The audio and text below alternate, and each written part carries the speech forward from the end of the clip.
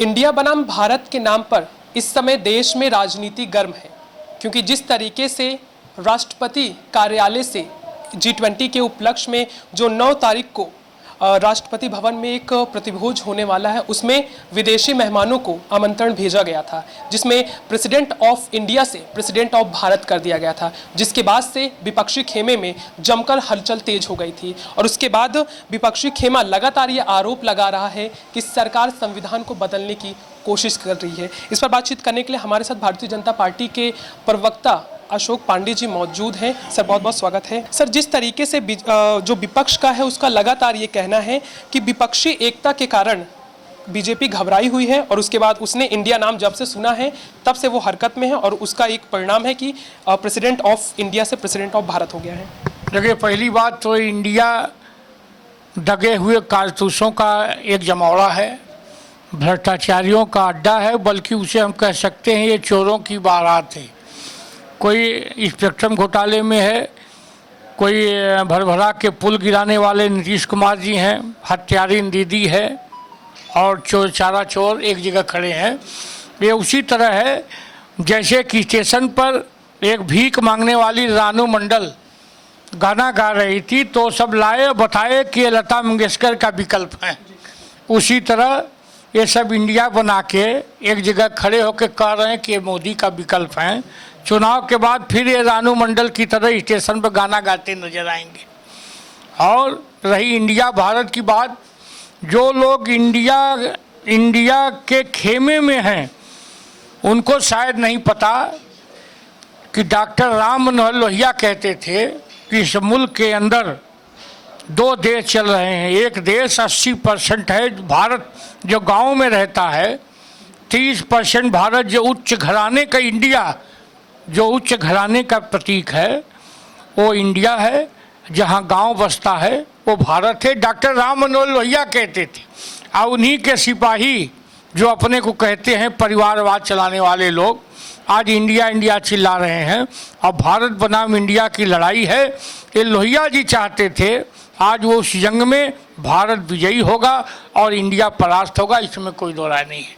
बिल्कुल, जैसे कि आप कह रहे हैं, तो लगातार ये विपक्ष की तरफ से दावा किया जा रहा था कि आने वाले लोकसभा चुनाव के पहले ये बीजेपी की एक रणनीति है, और जिस तरीके से, क्योंकि बीजेपी की तरफ से अभी कोई ये बात कही नहीं गई है, तो विपक्ष ये बात लगातार क्यों कह रहा है? देखिए, विपक्ष तो जो इस समय इंडिया बना है उसमें कोई कह रहा है कि सनातन धर्म डेंगू मलेरिया है। आज डीएमके के सांसद राजा ने बोला कि कोढ़ी और ये सनातन धर्म इस तरह का है। मेरा ये मानना है कि पुरानी कहावत है, चोरों को सारे नज़र आते हैं चोर, इसलिए उनको इस तरह का नज़र आता है। सनातन धर्म के बारे में पढ़े लिखे, स्टालिन नहीं, शक आए, हुड़ आए, मुगल आए, अंग्रेज आए, कांग्रेस आई, अब ये लोग हैं सनातन धर्म को ख़त्म कर रहे हैं। लेकिन ये तय है कि ये ख़त्म होते होते ख़त्म हो जाएंगे। ये ज़रूर है कि जनता से हम कहना चाहते हैं कि जो पूरा इंडिया बना है, बल्कि इसे हम कह सकते हैं पूरी एड्स की बीमारी है। अगर इससे आप नहीं सचेत रहोगे तो यह बीमारी ठीक होने वाली नहीं है। बिल्कुल, जिस तरीके से, क्योंकि लोकसभा चुनाव अभी सामने है और लगभग विपक्षी दल में 26 से ज़्यादा पार्टियां हैं, तो बीजेपी के लिए लोकसभा चुनाव में कितनी बड़ी चुनौती ये बन सकते हैं? देखिए, अली बाबा 40 चोर था, ये 29 चोर हैं, बस इतना है। ये तय है कि भारतीय जनता पार्टी जीतेगी, इसमें कोई दो राय नहीं। हाल ही में उदयनिधि का एक बयान सामने आया जी, जिस तरीके से वो सनातन है उसके ऊपर हमला कर रहे हैं। कांग्रेस के कर्नाटक के मिनिस्टर बोले, आज डीएमके के ये राजा बोले, ये लोग अब सनातन धर्म को ख़त्म करने में लगे हैं। तो वही तो मैंने कहा कि कोई ख़त्म नहीं कर सकता, जिसका जन्म होता है उसकी मृत्यु होती है। और भारत में सनातन धर्म कब से है कोई बता नहीं सकता, और यही भारत है। भारत में ये तय है कि ये लोग ख़त्म हो जाएंगे। बड़े बड़े लोग आए, सनातन धर्म ख़त्म करते करते ख़त्म हो गए, ये लोग भी ख़त्म हो जाएंगे। ये ज़रूर है कि इस तरह का अनर्गल प्रलाप करने वाले लोग भारत में है, ये दुर्भाग्यजनक है। जैसे कि अगर यूपी का अगर जिक्र किया जाए तो समाजवादी पार्टी जो मुसलमानों का वोट है वो एक बड़ी मात्रा में समाजवादी पार्टी को जाता है, लेकिन बीजेपी का जो लगातार प्रयास है पसमंदा जो मुसलमान हैं उनका कवायद है कि उनको साथ में लेके आने का, और वो रिजल्ट रामपुर के चुनाव में, आजमगढ़ के चुनाव में दिखा है। तो क्या आने वाले समय में मुसलमानों का जो रुख है वो बीजेपी की तरफ मुड़ता हुआ? मुसलमान भाइयों को कभी जालीदार टोपी लगा के मूर्ख बना लेते थे लोग, अब उनको हम लोग जो है उनके पिछड़ेपन को दूर करने में लगे हैं, जिसके चलते पसमांडा मुसलमानों को समझ में आने लगा है कि ये दल हमें मूर्ख बनाते थे।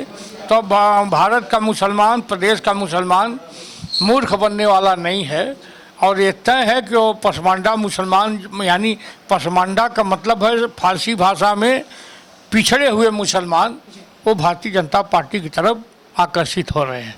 बिल्कुल सर, एक अंतिम प्रश्न, क्योंकि घोसी उपचुनाव का नतीजा सामने है और इलेक्शन कमीशन की वेबसाइट जो इस समय मैं खोला हुआ हूँ, इसमें सुधाकर सिंह जो है वो लगभग 22,000 वोटों से लीड कर रहे हैं, और अगर वही दारा सिंह चौहान की बात किया जाए तो इस समय वो 22,000 से कम उनको वोट जो है। और जी, चुनाव में हार जीत लगी रहती है, अभी कोई ये तय नहीं हुआ कि हारे हैं। ये जरूर है कि हम गोरखपुर और फूलपुर का भी चुनाव हारे थे, और फिर जब उपचुनाव इसी तरह का चुनाव हारे थे, और जब चुनाव हुआ था तो हम ज़्यादा से जो वोटों से जीत के आए थे। हम हार से भी सबक लेते हैं और जीत से भी कुछ सीखते हैं, हम उस पार्टी के लोग हैं।